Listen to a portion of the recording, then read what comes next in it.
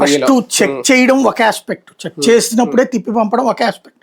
రెండవది ఇది ఆ తిరుమల తిరుపతి దేవస్థానం లడ్డూలకు సంబంధించి ప్రతి జర్నలిస్ట్కి తెలుసు అక్కడ, ఇంక్లూడింగ్ TV5 జర్నలిస్ట్ కూడా తెలుసు.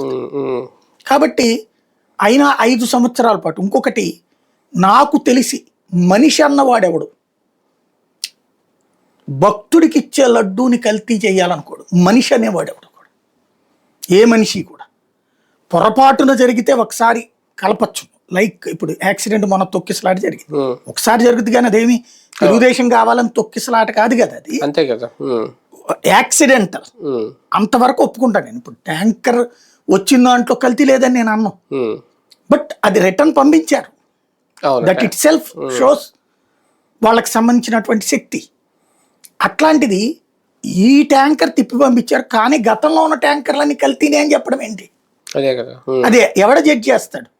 ఇప్పుడు సిబిఐ. అందుకే ఇప్పుడు ఆయన ఏమంటున్నాడు, నాయుడు గారు సరిగ్గా లేదని ఆయనే చెప్తున్నాడు. ఛార్జ్ షీట్ సరిగ్గా లేదు, ఛార్జ్ షీట్ అని చెప్పి దాంట్లో 2 మనోళ్ళు కూడా ఉన్నారుగా సిట్ లో. సిబిఐ వాళ్ళు 2, ఇది ఆహార శాఖకి సంబంధించిన వాళ్ళు ఒకళ్ళు, 2 రాష్ట్ర సిట్లు.